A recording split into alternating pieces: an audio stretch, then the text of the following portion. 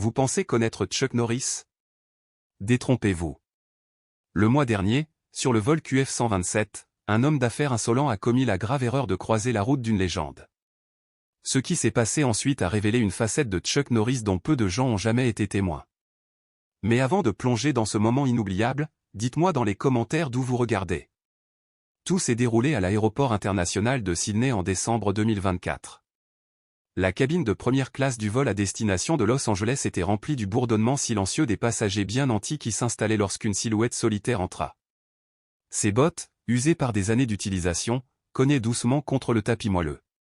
Un gilet en cuir patiné reposait sur ses larges épaules et sous le bord de son chapeau de cow-boy emblématique, son visage restait partiellement caché.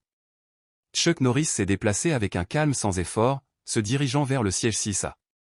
Mais juste au moment où il s'installait, une explosion soudaine rompit la paix. « Et, le pauvre ! C'est mon siège. Dégagez !» Tous les regards se tournèrent vers l'agitation. Debout dans l'allée se tenait Derek Langston, son costume bleu marine impeccable, son eau de Cologne coûteuse encore fraîchement sortie du salon de l'aéroport. Son visage, cependant, était tout sauf posé, la frustration et la fureur déformaient ses traits. Langston passait déjà une journée misérable. Quelques heures plus tôt, un accord commercial de plusieurs millions de dollars s'était effondré sous lui, provoquant une onde de choc dans tout son empire financier. Son esprit était encore sous le choc du désastre, et maintenant, alors qu'il regardait un homme qu'il supposait être venu de l'économie, sa patience s'est brisée. Chuck leva les yeux, son calme caractéristique ne faiblit jamais. Avec un sourire amical, il dit, « Après-midi, partenaire. Ça vous dérange si nous vérifions ces billets ?» Derek se moqua, son visage s'assombrissant d'irritation. « Vérifiez les billets? Regardez-vous. Vous n'êtes clairement pas à votre place en première classe. Quoi, vous avez vendu votre ranch pour acheter ce siège ?» Des murmures résonnaient dans la cabine. Certains passagers échangèrent des regards, d'autres s'agitèrent inconfortablement dans leur siège. Chuck, imperturbable, attrapa le billet de Derek et le retourna d'un mouvement lent et délibéré, qui provoqua quelques accès d'amusement silencieux. Le numéro de siège de Derek? 9A. Pas 6A. Le visage de Derek rougit, mais il redoubla d'intensité. Je me fiche de ce que dit le billet. Les gens comme vous ne s'assoient pas ici. La première classe est pour les gens qui réussissent, pas pour un cow-boy échoué. L'agent de bord s'est avancé pour tenter de désamorcer la situation. Monsieur, votre siège assigné est. Mais Derek l'a interrompu. Savez-vous qui je suis? Je suis Derek Langston, PDG de Langston Enterprises. Il a craché son nom comme si c'était un ticket en or. Mais ceux qui avaient vu les informations financières du matin connaissaient l'amère vérité, Langston Enterprises était en chute libre. Un accord de 50 millions de dollars avait échoué le matin même et son empire montrait déjà des fissures. Chuck ajusta simplement son chapeau et se pencha en arrière. C'est drôle à propos du succès, monsieur Langston. La vie a une façon de nous apprendre l'humilité quand nous nous y attendons le moins. Derek éclata de rire, même si cela manquait de véritable humour. Humilité? Ne me faites pas la morale, cow-boy. J'ai bâti ma fortune à partir de rien, et je ne vais certainement pas suivre les conseils de quelqu'un qui compte sa monnaie en pièces de 5 cents. Le regard de Chuck rencontra celui de Derek, stable et inébranlable. Sa voix était plus douce cette fois, mais le poids derrière elle était indéniable.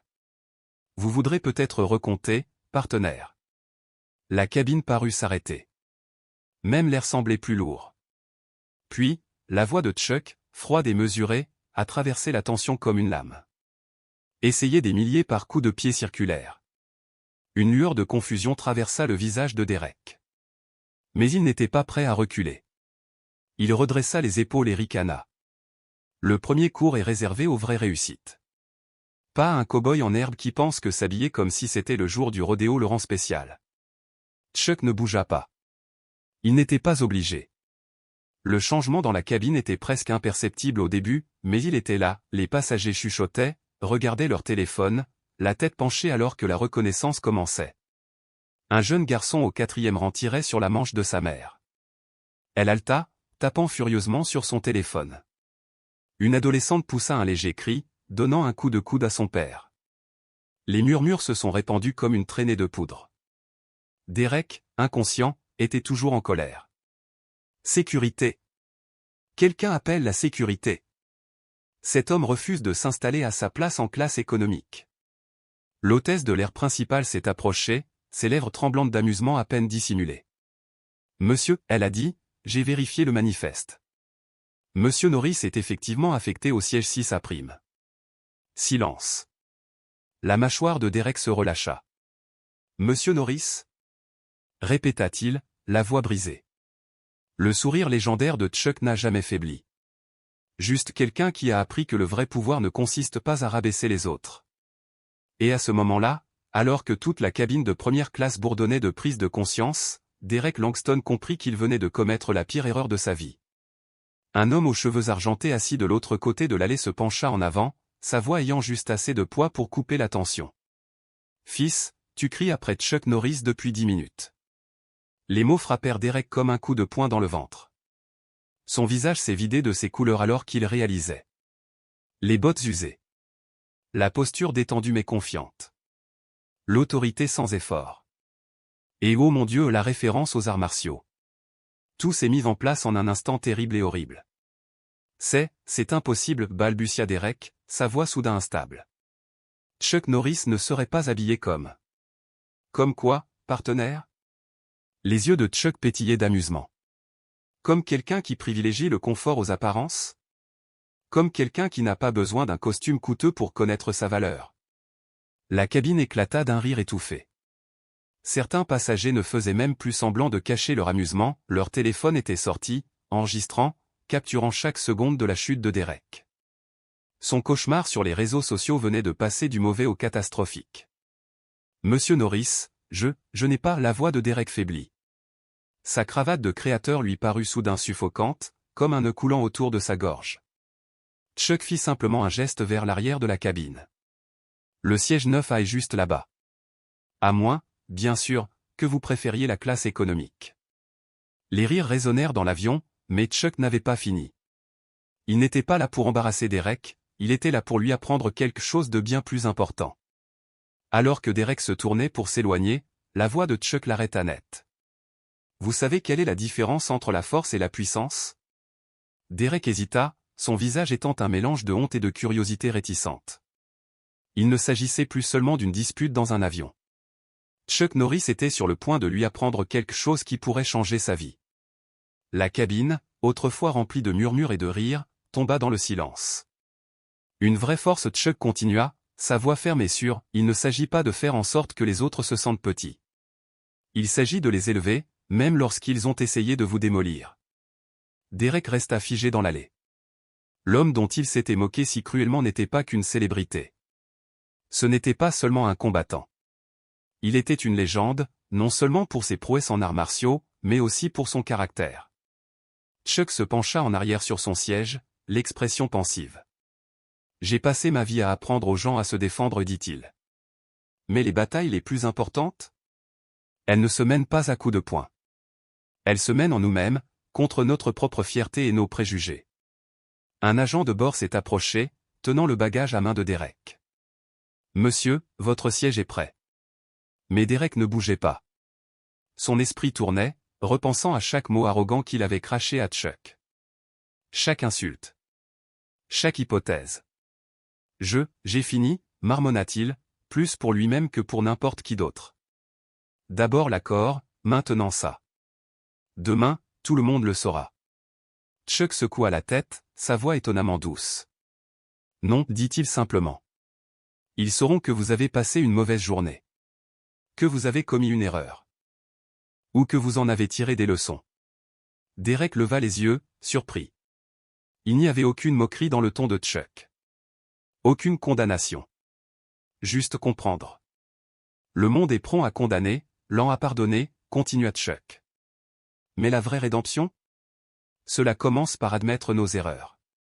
Une femme âgée de l'autre côté de l'allée a pris la parole, la voix chaleureuse de nostalgie. Je me souviens de vos débuts dans le cinéma, monsieur Norris. Vous avez toujours été humble, même au sommet de votre renommée. Chuck fit un petit signe de tête, une trace de sourire traversant son visage. Parce que chaque jour, quelqu'un me rappelait d'où je venais. Et je n'ai jamais voulu l'oublier. Derek sentit ses jambes faiblir.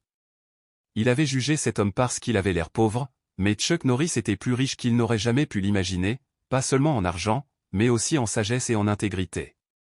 Et au lieu de l'humilier en retour, Chuck lui offrait quelque chose de bien plus grand qu'un siège de première classe. Il lui offrait une seconde chance.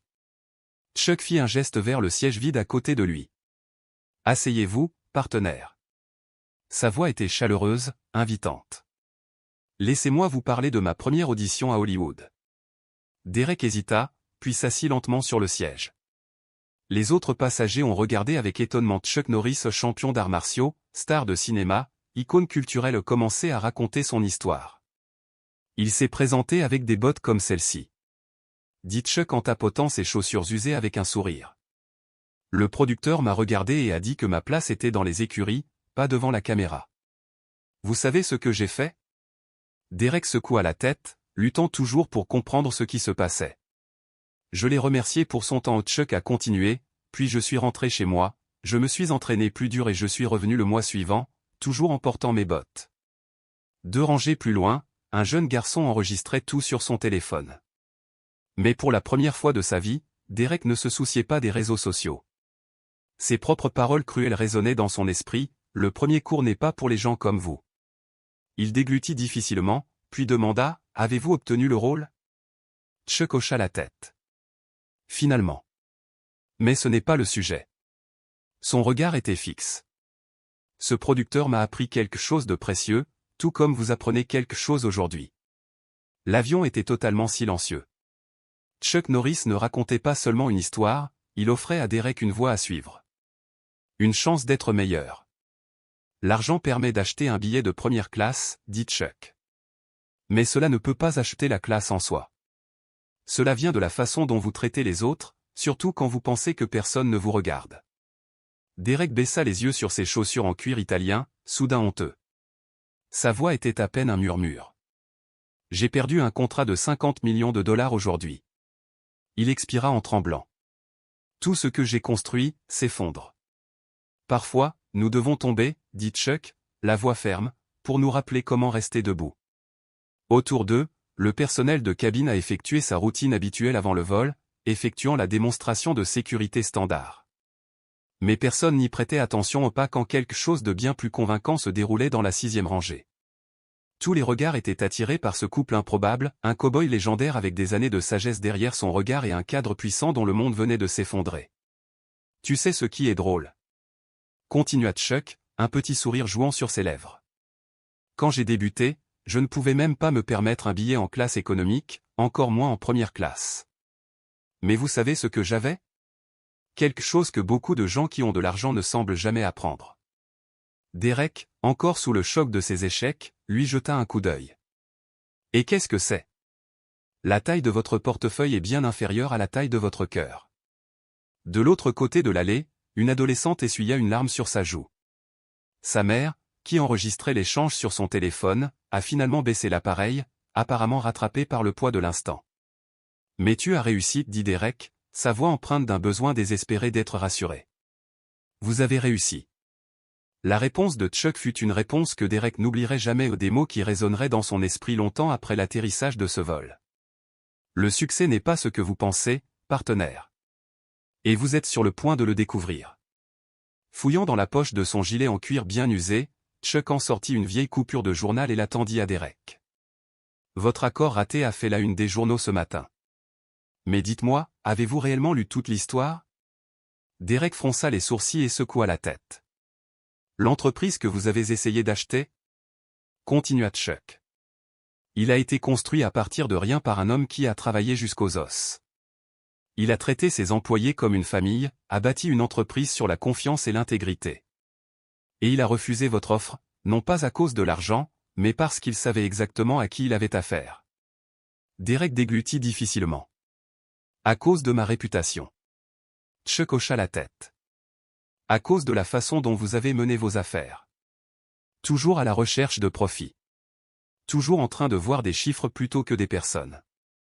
Jugez les livres par leur couverture. Il fit une pause, laissant les mots pénétrer. Tout comme tu m'as jugé par mes bottes. Les mains de Derek se serrèrent en poing. La vérité le piquait et, pour la première fois, il se voyait tel que les autres. Avant qu'il puisse répondre, un agent de bord s'avança avec hésitation, lui tendant un morceau de papier déchiré. « Monsieur Norris, je déteste vous interrompre, mais mon neveu, il lutte contre le cancer, et... » Sa voix s'éteignit, ses yeux pleins d'espoir tacite. Elle n'avait pas besoin de dire un autre mot. Chuck signait déjà le papier, ajoutant un message d'encouragement sincère. « Tu vois ça ?» dit Chuck en rendant l'autographe avec un sourire chaleureux. « Cette signature ? Elle vaut plus que ces vieilles bottes. Mais la prière que je dirai pour son neveu ce soir ? C'est quelque chose que l'argent ne peut pas acheter. » Derek était assis en silence, regardant Chuck traiter l'agent de bord avec la même gentillesse et le même respect qu'il offrirait à un puissant PDG ou le même respect que Derek n'avait accordé à personne ce jour-là. L'accord, a poursuivi Chuck en se retournant vers lui, n'a jamais été seulement une question d'argent. C'était une question de caractère. Et en ce moment, partenaire, la vie vous donne une chance de montrer la vôtre. L'avion avait atteint son altitude de croisière lorsque Derek retrouva enfin sa voix. « Comment peut-on revenir d'une chose pareille ?» il a demandé. « Tout le monde à bord de ce vol m'a vu dans mon pire état. » Chuck se pencha en arrière, croisant les bras. « C'est exactement là que commence la rédemption, » a-t-il déclaré. « Quand vous touchez le fond, c'est à ce moment-là que vous découvrez de quoi vous êtes vraiment fait. » Il fit signe aux autres passagers. « Ces gens ? Ils ne veulent pas vous voir échouer, partenaire. Ils veulent vous voir progresser. C'est à cela que servent les secondes chances. » Derek se redressa un peu plus. « Monsieur Norris, je... » Chuck corrigea doucement la légende. Derek expira, sa voix pleine d'émotion. « Je t'ai jugé sans rien savoir de toi. J'avais tort, complètement tort. » Chuck l'étudia pendant un moment avant de demander, « Et maintenant que tu sais qui je suis ?» Derek hésita, réalisant de plus en plus. « C'est exactement ça, » dit-il en secouant la tête.